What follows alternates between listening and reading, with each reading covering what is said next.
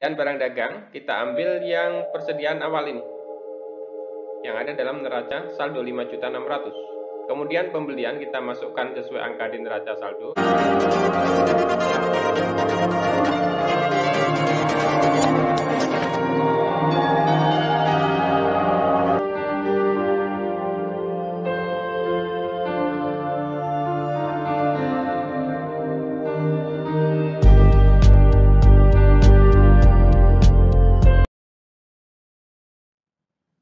Sobat milenial, selamat berjumpa lagi di rumah milenial akuntansi.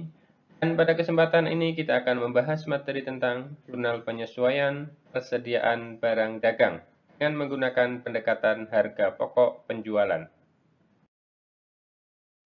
Di sini ada neraca saldo akhir periode suatu perusahaan disertai dengan informasi penyesuaian.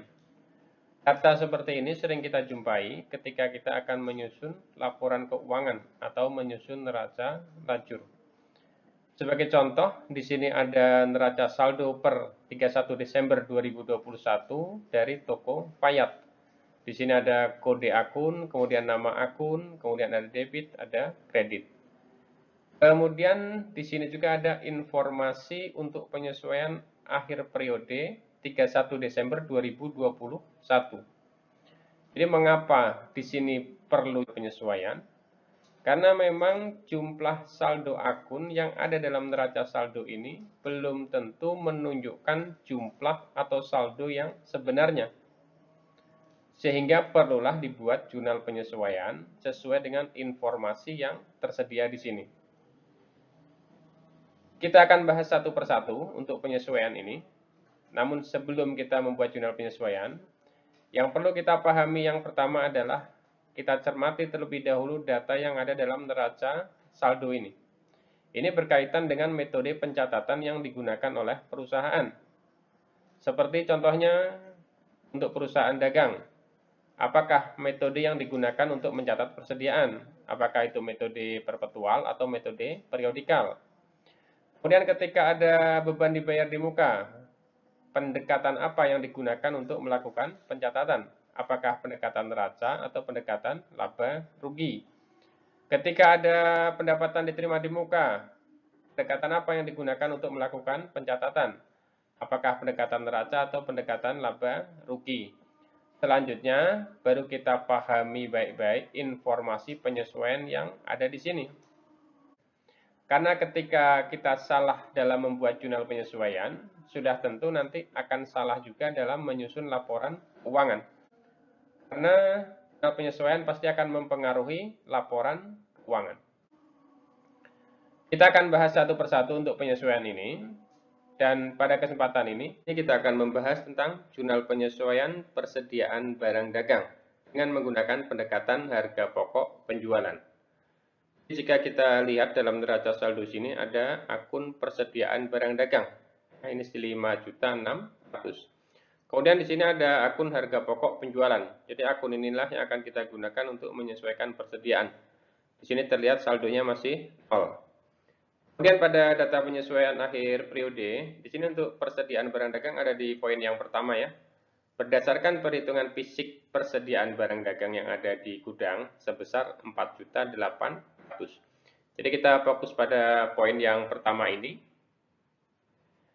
Persediaan barang dagang yang ada dalam neraca saldo ini disebut dengan persediaan barang dagang awal. Sedangkan persediaan barang yang ada dalam data penyesuaian ini disebut dengan persediaan barang dagang akhir.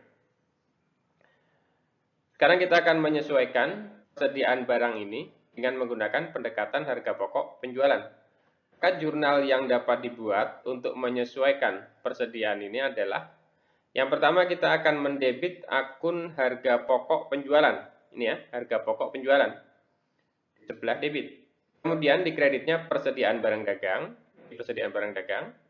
Kemudian pembelian. Ini pembelian. Kemudian beban angkut pembelian. Ini beban angkut pembelian. Duitnya berapa? Untuk persediaan barang dagang, kita ambil yang persediaan awal ini. Yang ada dalam neraca saldo 5.600.000. Kemudian pembelian kita masukkan sesuai dengan angka yang di neraca saldo 15 juta. Dan beban angkut pembelian juga sama ya, sesuai dengan angka yang di neraca saldo ini. Dan jumlah di sebelah debitnya itu jumlah dari kredit ini 20.900.000. Kemudian yang berikutnya kita harus mencatat lagi persediaan akhir ini. Nah ini tadi persediaan awal ya. Persediaan awal kan tadinya di sebelah debit. Ya. Kemudian di penyesuaian ini masuk di sebelah kredit. Sehingga sekarang saldonya nol ya. Karena di sini debit 5.600.000. Kemudian ini kredit 5.600.000.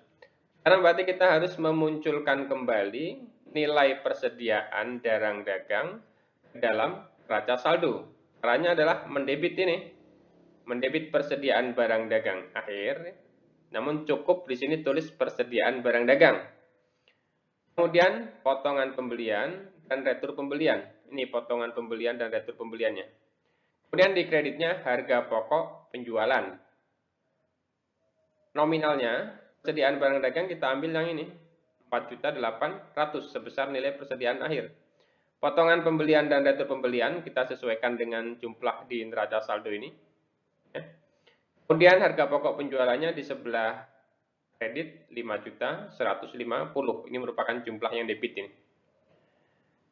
Jadi sekarang untuk persediaan barang dagang jika kita hitung ya saldonya adalah 4.800.000. Karena ini di debit 5.600.000, ini di kredit 5.600.000. Berarti nol ya saldonya ya. Dan ini muncul lagi di sebelah debit 4.800.000. Sedangkan akun pembelian, kemudian beban angkut pembelian, potongan pembelian, dan retur pembelian, sekarang saldonya nol. Karena ini pembelian di sebelah kreditnya, di sini penyesuaian, sebelumnya di sebelah debit. Beban angkutnya juga, ini di debit, ini di kredit, di nol. Kemudian potongan pembelian juga, ini di sebelah debit, sedangkan di neraca saldo sini di sebelah kredit.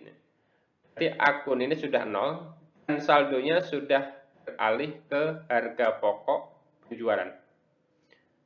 Nanti ketika kita akan menyusun laporan laba rugi, kita tidak perlu lagi menghitung harga pokok penjualan dengan cara yang panjang.